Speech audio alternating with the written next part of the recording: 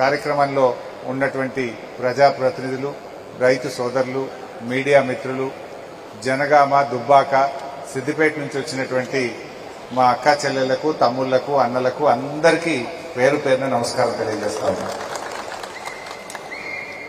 నిజంగా ఈ ఫ్యాక్టరీ అనేది చాలా ఫ్యాక్టరీలు చూస్తుంటాం కానీ దిస్ ఈజ్ సంథింగ్ డిఫరెంట్.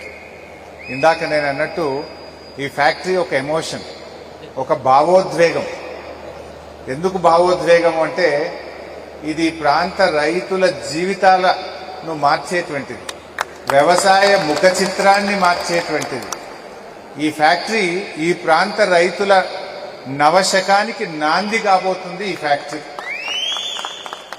ఎందుకంటున్నామంటే మనకు తెలుసు. ఇంకా నాకు ఒక పాత జ్ఞాపకం గుర్తొస్తుంది. 2004లో నేను కొత్తగా ఎమ్మెల్యే అయినప్పుడు ఇదే నంగునూరు మండలం, ఇదే నర్మేట ప్రాంతంకి ఒక ఫోన్ వచ్చింది ఒకరోజు నాకు. 2004లో ఏం ఫోన్ వచ్చిందంటే, సార్ నా పక్క పొంటోడు బోరేస్తుండు, ఎంఆర్ఓకు ఫోన్ చేస్తే ఆపుతలేడు, జర నువ్వు కలెక్టర్ షాప్కి చెప్పి బోర్ ఆపవా, వాని బోర్ బండి వేయద్దు అంటే. ఆ రోజుల్లో ఇది ఒక డ్రాట్ ప్రోన్ ఏరియా. కొన్ని మండలాలను డ్రాట్ మండలాలుగా రాష్ట్ర ప్రభుత్వం డిక్లేర్ చేసింది. అందులో మా పల్లారాయేశ్వరన్న, చేర్యాల, మద్దూరు ఇవి కూడా డ్రాటే. మా నంగునూరు కూడా డ్రాట్ మండలం కింద డిక్లేర్ అయింది. ఏ మండలాలైతే డ్రాట్ మండలాలుగా ఈ రాష్ట్రంలో డిక్లేర్ అవుతాయో అక్కడ బోర్ వేయాలంటే తహసీల్దార్ పర్మిషన్ ఇస్తేనే బోర్ వేయాలి. తహసీల్దార్ పర్మిషన్ లేకుండా బోర్ వేస్తే పక్కపొట్ట బోరోడు కంప్లైంట్ చేస్తుడు, వాడు వచ్చి బోర్ బండిని సీల్ చేస్తుండే. ఇది నాకు గుర్తొస్తా ఉంది. ఇదే నర్మెట్ట ఊరికెళ్ళి ఫోన్ వచ్చింది నాకు. ఆ బోర్ వేస్తున్నారు సార్, ఎంఆర్ఓ సాబ్ ఇంటలేడు, నువ్వు కలెక్టర్ సాబ్, అప్పుడు కలెక్టర్ సంగారెడ్డి ఉంటుండే, కలెక్టర్కి ఫోన్ చేసి బోరు బండిని ఆపించిన రోజులు. ఇవాళ బోరు బండి మాయమైపోయింది నంగునూరులో, ఈ సిద్దిపేటలో, ఈ తెలంగాణలో. కేసీఆర్ గారు చేపట్టిన సాగునీటి పనులు, అది కాళేశ్వరం అయితే, పాలమూరు రంగారెడ్డి అయితేనేమి, సీతారామ అయితేనేమి, దిండి ఎత్తిపోతల పథకం అయితేనేమి, చెరువులైతేనేమి, చెక్ డ్యాములు అయితేనేమి, ఈ రాష్ట్రం సస్యశ్యామలమైపోయి భూగర్భ జలాలు 6 మీటర్ల ఎత్తుకు పెరిగినాయంటే అది కేసీఆర్ గారి కృషి. ఇప్పుడే మా ప్రభాకర్ అన్న చెప్పినట్టు అసలు ఇన్నేళ్లు పామాయిల్ ఎందుకు రాలే, గిప్పుడే నంగునూరుకు ఎందుకు వచ్చింది, గిప్పుడే తెలంగాణకు ఎందుకు వచ్చింది, మరి వెనకటగా అశ్వరావుపేట కాడ, సత్తుపల్లి కాడనే ఎందుకు పెట్టిండ్రు అంటే, అశ్వరావుపేట, సత్తుపల్లి అనేది సముద్ర తీరానికి 100-120 కిలోమీటర్ల దూరంలో ఉంటది కనుక, సముద్ర తీరానికి దగ్గరగా ఉంటే గాలిలో తేమ శాతం ఉంటది కనుక అక్కడ మాత్రమే పామాయిల్ బండేది. కానీ కేసీఆర్ గారు చేపట్టిన ప్రాజెక్టుల వల్ల అటు పాలమూరు గాని, ఇటు దిండి గాని, అటు సీతారామ గాని, ఇటు కాళేశ్వరం గాని, ఈ ప్రాజెక్టుల ఫలితంతో మొత్తం తెలంగాణ ప్రాంతము పామాయిల్ పంటల సాగుకు అనుకూలంగా మారింది. నేను మొదట్లో మంత్రి ఉన్నప్పుడు ఖమ్మం జిల్లాకు పోయి అక్కడ పంటలు చూసిన.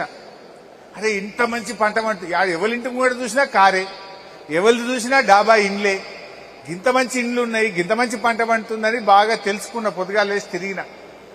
తక్కువ ఎకరానికి 150,000 పక్క. కోతుల బాధ లేదు, అడవి పందుల బాధ లేదు, రాళ్లవాన బాధ లేదు, పంట అమ్ముడు పోదనే బాధ లేదు, ధర రాదనే బాధ లేదు, ఇక చీడపీడ బాధ లేదు, ఏ లొల్లి లేదు. బండ పంట, మొండి పంట. ఒక్కసారి పెట్టిడిసి పెడితే 30 ఏళ్ల దాకా జీతం పడ్డట్టు నెల పైసలు పడతాయి అని చెప్పింది. పామాయిల్ రైతు బ్యాంకులో పోతే అప్పు జల్ది ఇస్తారట, ఎందుకంటే జీతం పడ్డట్టు. జీతం అన్న 30 రోజులకు ఒకసారి పడుతుంది, పామాయిల్ రైతులకు మాత్రం 20 రోజులకు ఒకసారి జీతం పడుతుంది, 21వ నాడు జీతం పడుతుంది. ప్రభుత్వ ఉద్యోగికి 30 రోజులకు ఒకనాడు పడితే పామాయిల్ రైతుకు 21 రోజులకు ఒక్కసారి జీతం పడే పంట గొప్ప పంట. మొన్న నేను గోపులాపూర్ గ్రామం, చిన్నకోడూరు మండలంలో పోతే ఒక కంప్యూటర్ సైన్స్ చదివినటువంటి ఇంజనీరింగ్ గ్రాడ్యుయేట్ హైదరాబాద్ లో నెలకు 60,000 ఉద్యోగం ఉంటే ఐటీ ఉద్యోగం వదిలి 10 ఎకరాల పామాయిల్ తోట పెట్టి అద్భుతంగా చేస్తున్నాడు ఆ పిల్లోడు.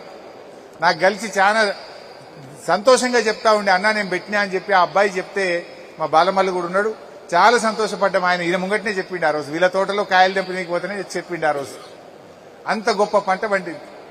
అంటే ఈ పంట నాకు ఎందుకు సంతోషం, ఎందుకే అన్న, ఇది గేమ్ చేంజర్, ఇది ఒక భావోద్వేగం, ఇది ఒక కొత్త దిశను చూపుతుందని ఎందుకంటున్నా అంటే, మొదట్లో చాలా తిప్పలుండే.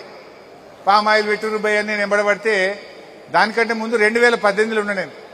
2018లో అడవై చూసి వచ్చి నేను ఈడ పామ్ ఆయిల్ పెట్టామని హార్టికల్చర్ కమిషనర్ వెంకట్రామరెడ్డి అని ఉండే, ఆయన పిలుస్తాం సిద్దిపేట పెట్టు అన్న. అట్లా డైరెక్ట్ పెట్టరాదు సార్, దీనికి ఒక ఢిల్లీలో ఒక ఆర్గనైజేషన్ ఉంటుంది, IIOR, Indian institute of oil palm research centre. ఆ IIOP వాళ్ళు వచ్చి ఇది అనుకూలమా కాదా అని వాళ్ళు తేలిస్తే తప్ప మేము పెట్టడానికి లేదు అన్నాడు. అప్పుడు ఢిల్లీ వాళ్ళకు ఉత్తరం రాస్తే ఆ IIOPR సంస్థ వాళ్ళు సైంటిస్టులు సిద్దిపేటకు వచ్చి 2018లో తిరిగి మీ సిద్దిపేట ఈడ పెట్టడానికి పనికిరాదు, ఈడ ఆయిల్ పామ్ పంట వండది, ఇది దండుగా అని చెప్పి వెళ్ళిపోయింది. ఏది 2018లో. ఎందుకు వండదు భయ అని అడిగిన, అంటే గాలిలో తేమ శాతం తక్కువ ఉన్నది అన్నాడు. మీకు తెలుసు 2019-20లో కాళేశ్వరం నీళ్లు రంగనాయక సాగర్లో పడ్డాయి, మల్లన్న సాగర్లో పడ్డాయి, మీద అంతగిరిలో పడ్డాయి, కిందికి కొండపోచమ్మలో పడ్డాయి. మన పెదవాగులో పోసి చెక్ డ్యాములు నింపినాం, ఇటు మందపల్లి వాగు చెక్ డ్యాములు నింపినాం, అటు చెరువులు నింపినాం. 2020 సంవత్సరంలో ఎండాకాలంలో కూడా నంగునూరులో చెరువులు మత్తళ్ళు దుంకినాయి, కూడెల్లి వాగులో పోయినాయి, హల్దీ వాగులో పోయినాయి. దాంతో గాలిలో తేమ శాతం పెరిగింది. తేమ శాతం పెరిగినాక అప్పుడు మళ్ళీ పిలిచిన వాళ్ళని 2021 సంవత్సరంలో IIOPR సంస్థ, Indian institute of oil palm research centre, ఢిల్లీకి వెళ్ళి పిలిస్తే వచ్చి 2021లో చూసి బరాబర్ వంట సార్ ఇప్పుడు పెట్టు సార్ అన్నాడు వాడు. అంటే